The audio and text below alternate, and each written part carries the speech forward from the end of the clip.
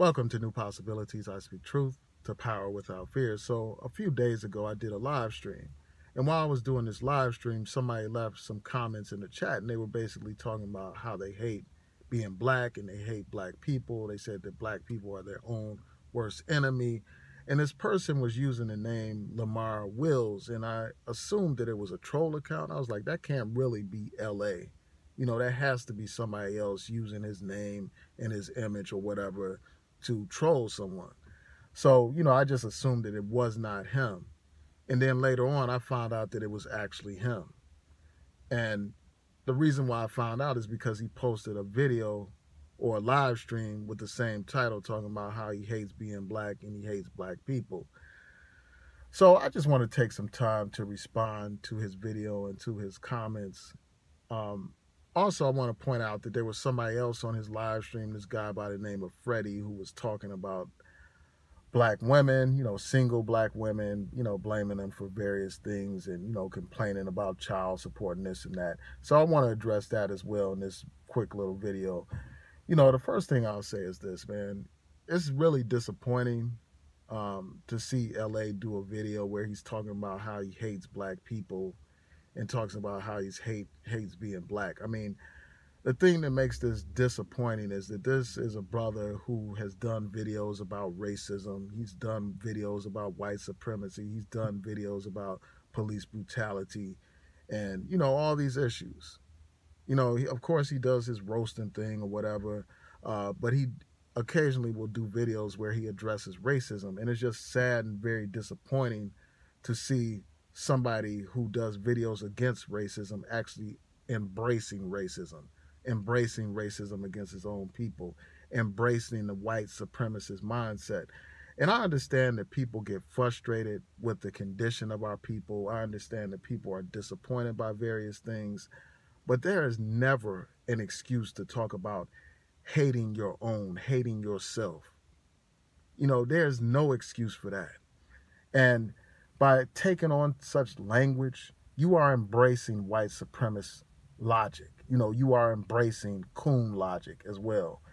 When I heard the stuff that he was saying on his show, I mean, it reminded me of a Tommy Sotomayor video. It reminded me of a David Carroll video. It reminded me of all these people that espouse all this hatred. And a lot of times people do this for shock value. They have a title called I Hate Black People. All of a sudden it'll bring a lot of people to that channel. It'll bring a lot of views and all that kind of stuff, and a lot of people will watch it.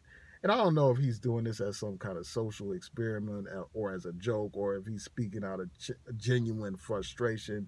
But I don't think it's ever justified to talk about you hate black people.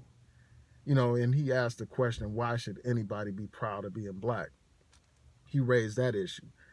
All we have to do is look at our history, man. And the problem is too many of us do not know our history. We don't know that a lot of us don't know that we're the founders of civilization, that we're the cream of the earth, that there would be no mathematics, no philosophy, no religion, no science, no medicine, none of that without the black man and woman. There would be none of that without black people. There would be no philosophy.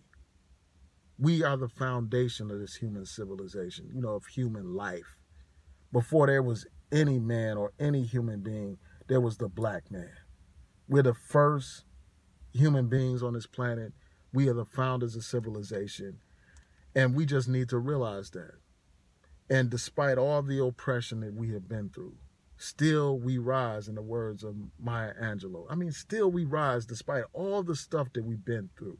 Despite hundreds of years of being enslaved in this country, being forced to be on slave ships, crammed into slave ships like sardines, chained up physically and psychologically, taken to a whole nother country, taken across the Atlantic Ocean. Millions of us died during the Middle Passage, and still we rise. Despite all those years of being reduced to property, and still we rise, man. Despite all the years of the lynchings and the beatings and the castrations and the shootings and the brutality, the enslavement, we still rise. despite the Jim Crow laws, despite, the segregation and humiliation, despite all that, here we are, the black survivors, in the words of Bob Marley. Here we are, still surviving, still thriving, still accomplishing great things. Even during Jim Crow, you had black people building businesses, building institutions, establishing themselves in this world. Despite all of that, being innovators, inventing things, creating things, being pioneers in their fields. Despite all of this, despite all that oppression, still we rise. And if that shouldn't give you pride, if that doesn't give you pride, I don't know what else will. We went from being slaves to becoming congressmen, to becoming president, to becoming members of Congress, becoming leaders of industry, becoming excellent in the arts and the sciences, in athletics and entertainment. Here we are, despite all this oppression, we still rise. Despite, mass incarceration, we still rise. We don't have any reason to be ashamed of who we are. We don't have any reason to hate ourselves or to think that somebody else is better than us or to look down on our blackness when we're the cream of the planet Earth. See, it's like when you don't have knowledge of self, it's easy to get wrapped up and frustrated, and it's easy to lash out at your own without realizing the source of these problems. You look at the problems that exist in our community. Instead of looking at the historical causes for those problems, you lash out to the people who are actually the victims of the problem. That's what people do. And, this brother brought up the example of people not supporting, some black business, a couple of black business owners that he knows. That's no reason to hate black people. I mean, you don't know anything about those people's business, the quality of their business, what kind of goods and services they're providing. People aren't going to say, well, I'm not going to go to that business just because it's black.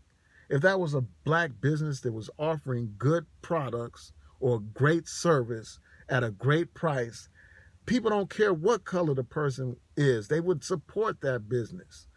So I don't buy this notion that black people just don't support black businesses just for the sake of not supporting black businesses. I see thriving black businesses all the time. Thriving black restaurants, for instance.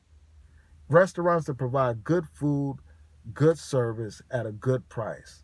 And naturally, they're going to have a good customer base because of that. So let's get out of this wallowing in self-hatred, man. People say, one of the things that he talked about was this. He said, given the fact that black people have it hard in this country and this system's not going to change, since I can't change the system, I just hate my state of being black. I hate the fact that my children are going to have to grow up in a world, being black in a world that doesn't treat them right. Don't hate yourself, hate the system, man. Don't hate your natural characteristics and all that kind of stuff. You need to hate the system that oppresses black people. That's what you need to direct your anger towards. That's what you need to direct your hostility towards. Don't direct it towards your own people who are a victim of that system.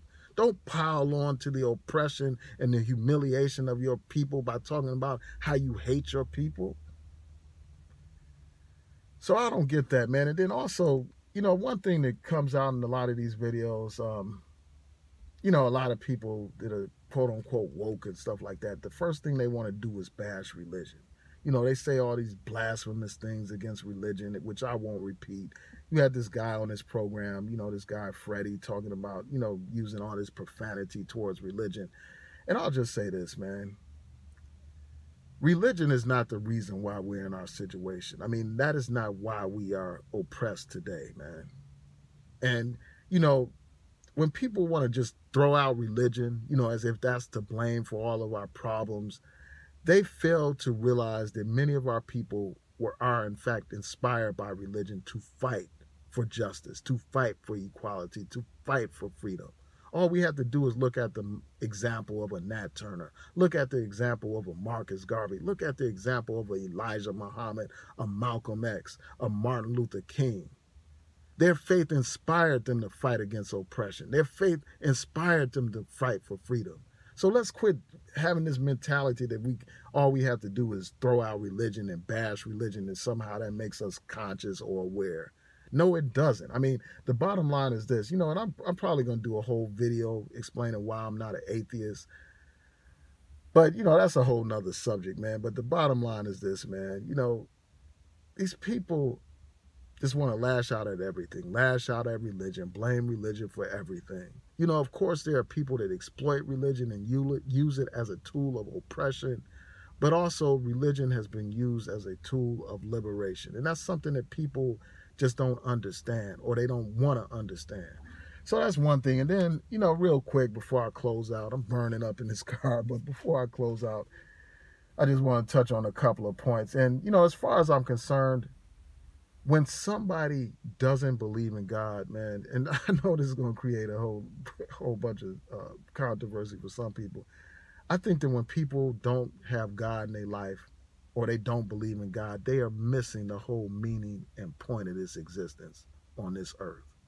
They are missing it. They are missing the boat. And again, I'm probably going to do a whole video talking about religion, even though I usually don't talk about religion. But, I just feel the need to do so because I'm sick of all these blasphemous things people constantly say, man. These people, they want to bash religion, trash religion, when it was religion that helped build black families, man. I mean, what has this move away from religion gotten us? This move away from righteousness, what has it gotten us? Well, it's gotten us, teen pregnancy. It's gotten us single-parent households. It's gotten us violence in our communities, out of control violence in various communities. That's what it's gotten. It's gotten us drugs. It's gotten us the objectification of black women, the pimp culture. That's what the lack of God consciousness has gotten us. It hasn't liberated us. It has enslaved us to our passions. It has enslaved us to, lower desires. It has kept us on a low level, on a low frequency. That's what godlessness has done to the black community. That's what it's done. But again, that's a whole nother topic. And then the last thing I want to touch on is this, man. I want to touch on these people that are constantly whining and crying about child support, because that's something that was mentioned in the video where this guy was like blaming black women for everything and crying and whining about child support. I mean, the bottom line is this, man. If you don't want to pay child support, then don't have unprotected sex, man. It's just that simple, man. And I know that sometimes there are mistakes, like even if you use protection, there can be mistakes. But if you don't want to have a situation where you're paying child support, don't have unprotected sex, man. It's just that simple. If you bring a life into this world, you have a legal and moral responsibility to take care of your children. You have a responsibility to do so. So if you don't want to live up to those manly responsibilities, if you don't want to be a man who provides for his family and protects his family, then you don't need to be having unprotected sex, period. You shouldn't be having it. And if you have a situation where a woman gets pregnant, you have to blame yourself as well. Then nobody forced you to ejaculate in a woman, and nobody forced you to have unprotected sex. If you're in that situation, you have to be held accountable for it. You got to take care of your seeds, man. And, it's just a shame, man. You have some women that end up, having to be on public assistance when they have a man that has a job that could be paying for his own kids instead of having the government pay for his children. So it's like at some point we got to just step it up, man. Stop whining and crying about things and do what men do. Take responsibility and hold yourself accountable for something, man. If you have children, take care of those children. If you don't want to have children, don't have unprotected sex, man. It's just that simple. But anyway, tell me what y'all think. Please rate, comment, and subscribe. Peace.